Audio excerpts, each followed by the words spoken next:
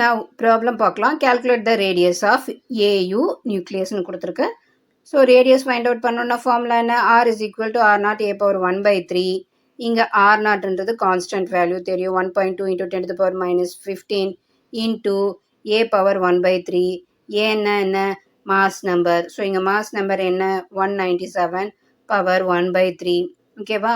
இப்போ என்ன பண்ணலாம்னா ஸோ இதெல்லாம் சிம்பிளிஃபை பண்ணால் லாஸ்ட்டில் வேல்யூ என்ன கிடைக்குது?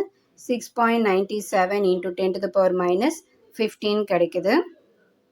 ஸோ இது வந்து ஃபெர்மியில் எழுதுறதுனால இங்கே என்னென்னு எழுதிக்கிறோம்? 6.95 ஃபெர்மின்னு எழுதிக்கிறோம்.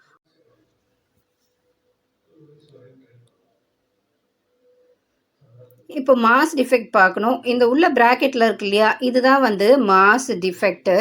ஸோ சி ஸ்கொயர் இல்லாமல் பார்க்குறது தான் மாஸ் டிஃபெக்ட்டு. அப்போது ஜெட்டோட வேல்யூ எடுத்துகிட்டு வந்து சப்ஸ்டியூட் பண்ணுறோம். 2 இன்ட்டு ஹெம்ஹெச்சோட வேல்யூ என்ன? இதுதான். இதை எடுத்துகிட்டு வந்து சப்ஸ்டியூட் பண்ணுறோம். ப்ளஸ் என் நியூட்ரான் வேல்யூ என்ன? 2. அதனால் 2 சப்ஸ்டியூட் பண்ணுறோம். Into MN.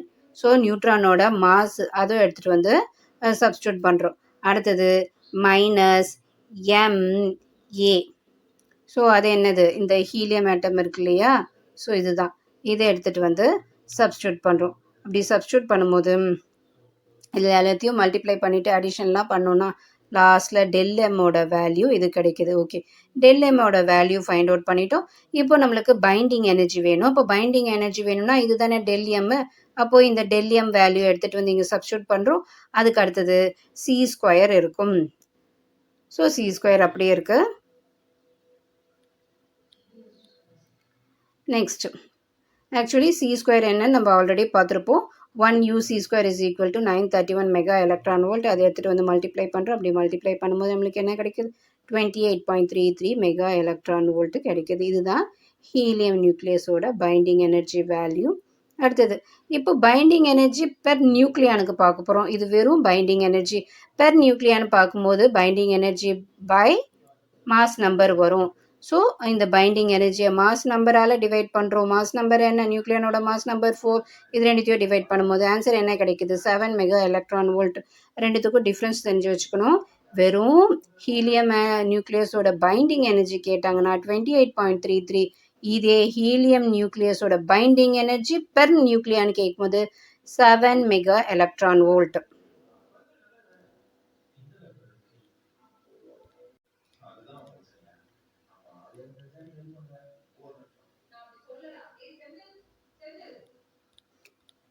Now third sum. According to the shell model, the spin and parity of the two nuclei.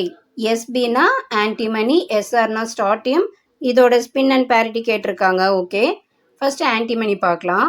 ஆன்டிமனியோட atomic number இது வந்து மாஸ் நம்பர். ஸோ இந்த மாஸ் நம்பர்லேருந்து அட்டாமிக் நம்பர் மைனஸ் பண்ணால் number of neutrons கிடைச்சிடும். இது number of protons. Okay, number of neutrons number of protons இருக்குது.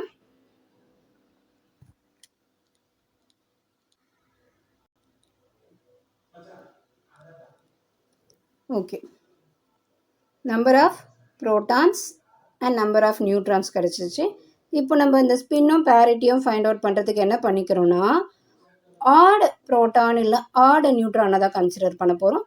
இங்கே வந்து நியூட்ரான் வந்து ஈவனாக இருக்குது, அதனால் இது விட்டுடலாம். இப்போ வந்து இது என்னவா இருக்குது? ஆடாக இருக்குது, அதனால் ப்ரோட்டான் நம்பரை தான் கன்சிடர் பண்ண போகிறோம்.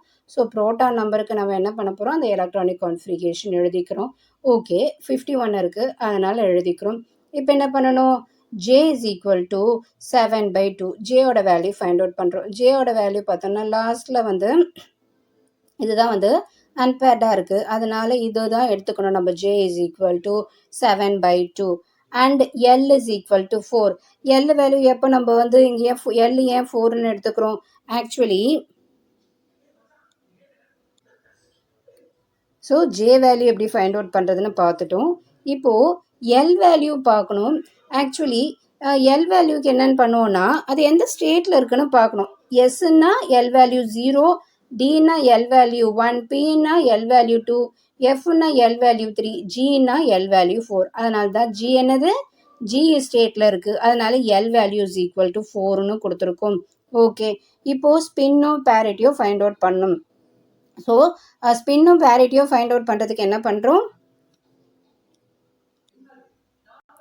ஸோ ஸ்பின்னு பார்த்தோன்னா நம்மளுக்கு இந்த ஜே வேல்யூ வந்திருக்கு இல்லையா, அதே தான் ஸ்பின்னு வருது. என்ன வரும்னா 7/2 தான் ஸ்பின் வரும். ஸோ 7/2வும் பேரிட்டி ஃபைண்ட் அவுட் பண்ணோம். இப்போ பேரிட்டி ஃபைண்ட் அவுட் பண்ண ஃபார்முலா -1/L வரும். ஸோ இங்கே எல்லோட வேல்யூ என்ன? எல்லோட வேல்யூ 4.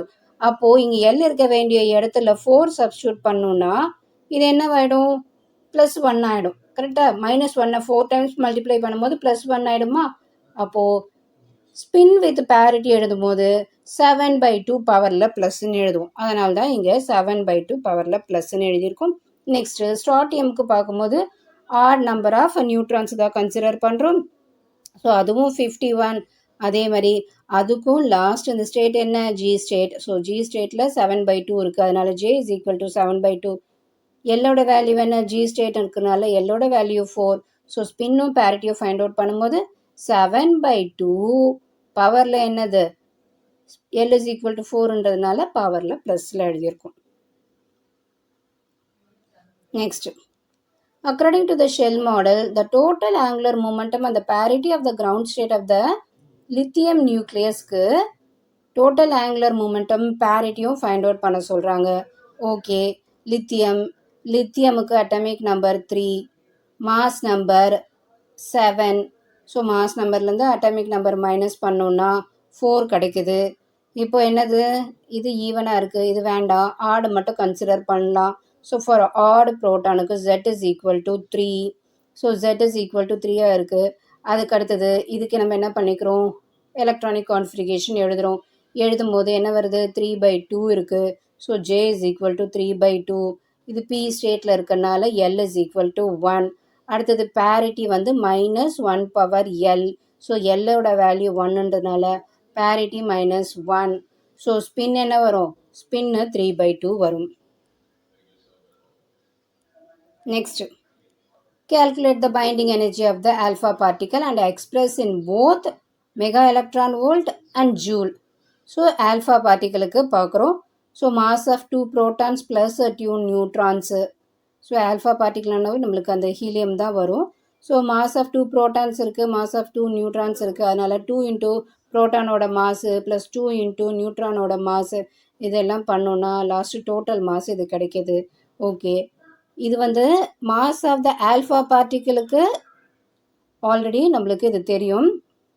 ஸோ இப்போ என்ன பண்ண போகிறோன்னா மாஸ் டிஃபெக்ட் ஃபைண்ட் அவுட் பண்ண போகிறோம். மாஸ் டிஃபெக்ட் ஃபைண்ட் அவுட் பண்ணுறதுனால இந்த டோட்டல் ஆல்ஃபா பார்ட்டிக்கல் இருக்கு இல்லையா, அதோட மாஸ் மைனஸ் இப்போ இந்த mass of 2 protons plus mass of 2 neutrons இண்டிவிஜுவலுக்கு பார்த்தோம் இல்லையா, அதோட மாஸும் 2 எடுத்துன்னு வந்து சப்ராக்ட் பண்ணி பார்த்தா ஸோ இதுதான் வந்து மாஸ் டிஃபெக்ட்டு. அதாவது மாஸ் டிஃப்ரென்ஸ் தான் இங்கே இவ்வளோ கிடச்சிருக்கு நம்மளுக்கு. ஓகே, ஸோ இந்த வேல்யூ எடுத்துகிட்டு வந்து 931ஆல் மல்டிப்ளை பண்ணுறோம். இப்படி மல்டிப்ளை பண்ணும்போது ஸோ இந்த வேல்யூ கிடச்சிருக்கா? இது ஆல்ரெடி நம்ம பார்த்த வேல்யூ தான். இந்த வேல்யூவை என்ன சொல்கிறாங்கன்னா மெகா எலக்ட்ரான் வோல்ட்டில் கிடச்சிருக்கு. ஜூல்ஸ்லேயும் நம்ம கொண்டு வரணும். அப்போ ஜூல்ஸில் கொண்டு வரணும்னா ஸோ 1 மெகா எலக்ட்ரான் வோல்ட்டுக்கு ஜூல் ஈக்குவலண்ட் வேல்யூ என்ன? 1.602 × 10⁻−13 joule.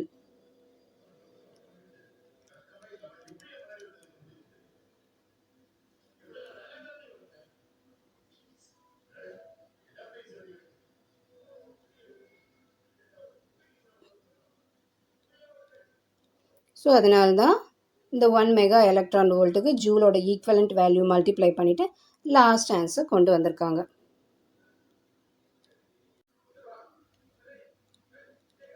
Now, sixth sum, calculate the time required for 10% of the sample of thorium to disintegrate.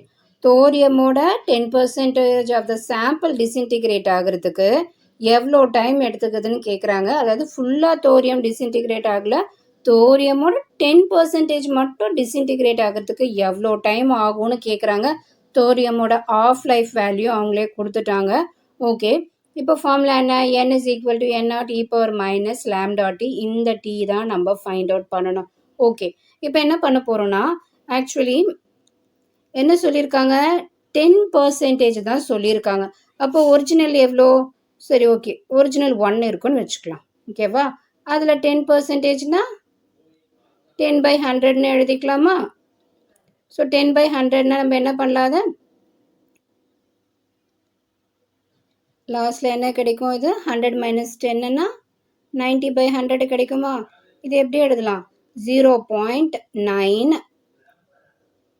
n0ன்னு எழுதலாம். ஸோ n0ன்னா ஒரிஜினலாக தோரியம் எவ்வளோ ப்ரெசண்ட்டாக இருந்தது அதுதான் n0. கரெக்டாக? ஒரிஜினலாக எவ்வளோ ப்ரெசண்ட்டாக இருக்கும்? ஸோ அதை நம்ம 1ன்னு எடுத்திருக்கோம். ஸோ அதுலேருந்து மைனஸ் பண்ணி 0.9 n0ன்னு எழுதியிருக்கோம். அதனால்தான் இங்கே n இஸ் ஈக்குவல் டு 0.9 n0ன்னு கொண்டு வந்திருக்காங்க. ஓகே, இப்போ லேம்டாவோட ஃபார்முலா என்ன?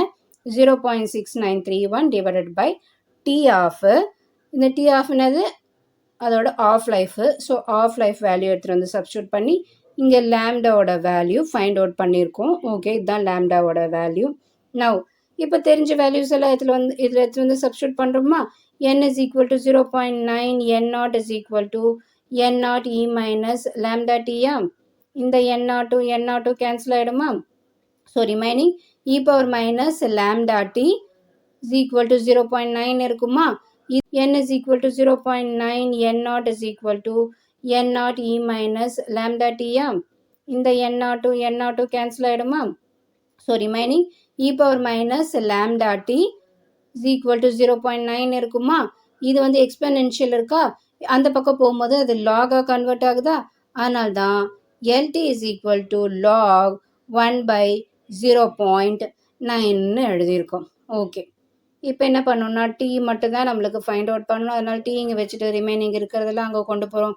1/λ log 1/0.9. இப்போ லேம்டா இருக்கா? லேம்டாவோட வேல்யூ இது தானே? இதை எடுத்துகிட்டு வந்து சப்ஸ்டியூட் பண்ணுறோம். அப்படி சப்ஸ்டியூட் பண்ணிவிட்டு எல்லாமே வந்து சிம்ப்ளிஃபை பண்ணோம்னா லாஸ்ட்டில் நம்மளுக்கு இந்த வேல்யூ தான் கிடைக்குது. Now next question. 1 gram of radioactive radium 226 decays with a half-life of 1620 years. Calculate decay constant and mean life. So இந்த ரேடியமோட டிகே கான்ஸ்டன்ட்டும் மீன் லைஃப்பும் கேட்டிருக்காங்க. Okay, half life of the radium என்ன கொடுத்துருக்காங்க? அவங்களே கொடுத்துருக்காங்க 1620 இயர்ஸ். ஸோ எழுதியாச்சு. இப்போது லேம்டா என்னன்னு ஃபைண்ட் அவுட் பண்ணணும். அதுக்கு அடுத்தது இந்த டிகே கான்ஸ்டன்ட் தான் லேம்டா. அடுத்தது மீன் லைஃப் தவு தான் ஃபைண்ட் அவுட் பண்ணணும். Okay, so T is equal to 0.693 by lambda. இது நம்மளுக்கு ஆல்ரெடி இப்போ தான் பார்த்தோம். ஓகே, இப்போ நம்ம லேம்டா வேல்யூ ஃபைண்ட் அவுட் பண்ணுமா? அதனால் லேம்டா வாங்க கொண்டு வரோம். டி கீழே கொண்டு போயிருமா? ஓகே, டீன்றது என்னது? அதோட half life. So half life எடுத்துகிட்டு வந்து சப்ஸ்டியூட் பண்ணுறோம். சப்ஸ்டியூட் பண்ணி டிவைட் பண்ணோன்னா நம்மளுக்கு இங்கே டிகேட் கான்ஸ்டன்ட் கிடச்சிச்சு. ஓகே, அடுத்தது மீன் லைஃப். மீன் லைஃப் என்ன? இந்த லேம்டா ஃபைண்ட் அவுட் பண்ணாலே மீன் லைஃப் ஈஸி. மீன் லைஃப் என்னென்னா 1/λ. ஸோ 1/λ இந்த லேம்டா வேல்யூவை டிவைட் பண்ணோம். லாஸ்ட்டு இதுதான் நம்மளுக்கு கிடைக்கும். இதுதான் மீன் லைஃப்.